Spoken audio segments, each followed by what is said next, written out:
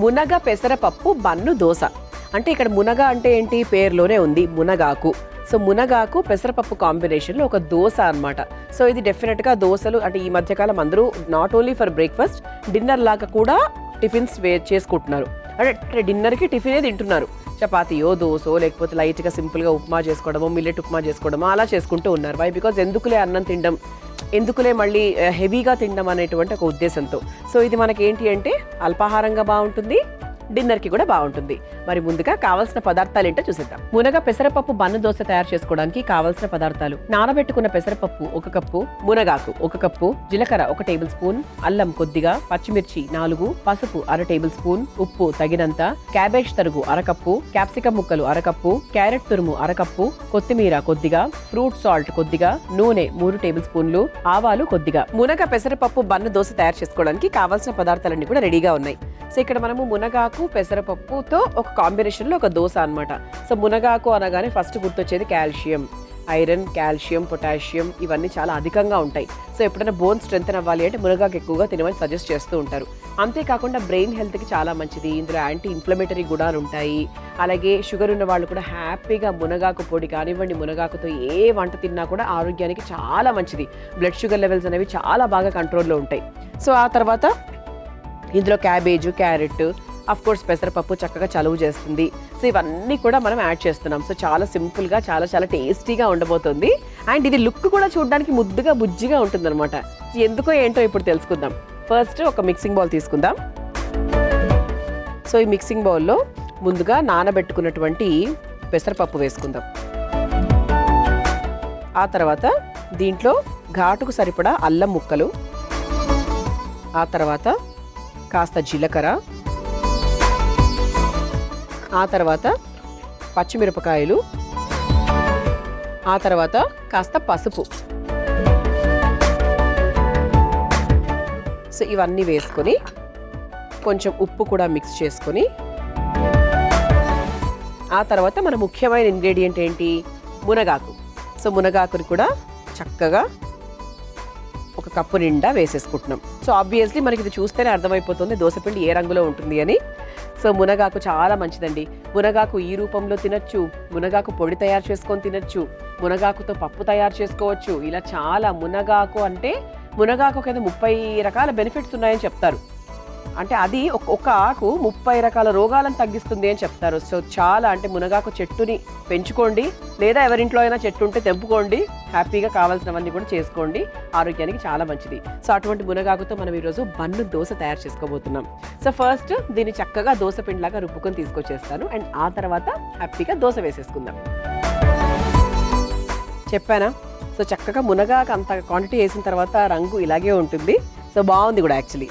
So ఇప్పుడు దీంట్లో మనం ఏమేమి యాడ్ చేస్తున్నాము, ఉప్పులు యాడ్ చేసేసాం కాబట్టి ఇందులో ఇదిగోండి క్యాబేజ్ సన్నగా తరుక్కున్న మా క్యాబేజ్ తరుగు వేసేయాలి. ఆ తర్వాత సన్నగా కట్ చేసుకున్న క్యాప్సికం ముక్కలు, ఆ తర్వాత తురుముకున్న క్యారెట్, ఆ తర్వాత కాస్త కొత్తిమీర, అలాగే కాస్త ఫ్రూట్ సాల్ట్.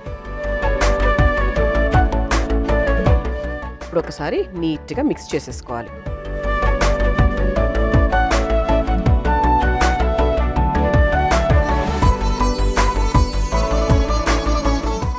ఇంతకన్నా నీళ్ళు పోయాల్సిన అవసరం లేదండి, పర్ఫెక్ట్గానే ఉంది. సో ఇప్పుడు స్టవ్ వెలిగించేసుకుంటున్నాను. ఇదిగోండి, అంటే కొంచెం గుంటగా లోతుగా ఉండేటువంటి ఒక పెనం తీసుకుంటే మనకి ఎలా వస్తుందంటే, ఇది మనకి ఊతప్పం అంటాం కదా, ఊతప్పం మీద ఇంకా లావు ఊతప్పం. ఓకే, సో ఇలా ఒక బన్నులో ఒక బ్రెడ్లా ఉంటుంది కదా, లూజ్గా ఉండే బ్రెడ్, అలా కన్సిస్టెన్సీలో రావాలన్నమాట. ఓకే, సో ఫస్ట్ దీంట్లో కాస్త నూనె వేసేసుకుందాం. అలాంటి లోతుగా ఉండే పెనమే తీసుకున్నాను. ఆవాలు ఉన్నాయి కదా, సో ఆవాలను అలా మొత్తం ప్యాన్ అంతా కూడా నీట్గా స్ప్రెడ్ చేసుకోవాలి. అంటే మనము దోశ వేసిన తర్వాత దాన్ని మరలా ఇటువైపు తిప్పిన తర్వాత పైన అంతా కూడా ఆవాలు కనిపిస్తే బాగుంటుంది కదా, అందుకనమాట. ఓకే, సో ఇలా ఆవాలను మొత్తం స్ప్రెడ్ చేసుకోవాలి నీట్గా. చాలు, ఎక్కువ అక్కర్లేదండి, జస్ట్ మనకి చూడడానికి బాగుంటుంది, అలాగే మనకి చక్కగా టేస్టీగా ఉంటుంది కాబట్టి. సో ఇప్పుడు ఒక గుంట గరిటె తీసుకొని మనం తయారు చేసుకున్నటువంటి ఈ మునగ పెసరపప్పు మిశ్రమాన్ని చక్కగా దోసలాగా వేసేసుకోవాలి. లావుగా వేసుకోవాలండి. సో మీకు ఆల్మోస్ట్ ఖచ్చితంగా 2 నుంచి 3 గరిటెల వరకు పడుతుంది పిండి.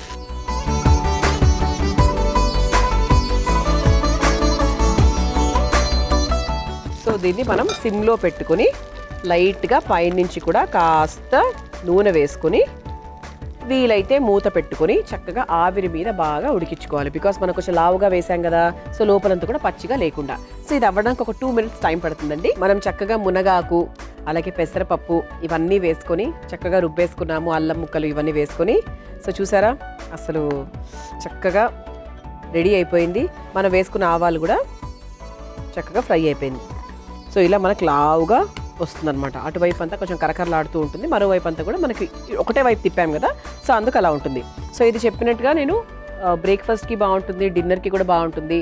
సో మునగాకు ఫ్యాన్స్ అందరి కోసం మునగాకుతో కేవలం పొడి మాత్రమే కాదు, సో మునగాకుతో కేవలం పప్పు మాత్రమే కాదు, ఇలా కూడా దోశ కూడా తయారు చేసుకోవచ్చు అని తెలుసుకున్నారు కదా.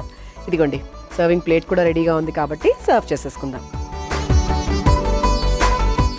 సో బన్ను దోశ, మునగ పెసరపప్పు బన్ను దోశ. సో చాలా టేస్టీగా కలర్ఫుల్గా, అంటే గ్రీన్ అంటేనే మంచి కలర్ఫుల్, అంటే అంటే ఆకుకూరల కలర్ అంటే ఎప్పుడూ ఒక మంచి హెల్త్ అలా కనిపిస్తూ ఉంటుంది కదా.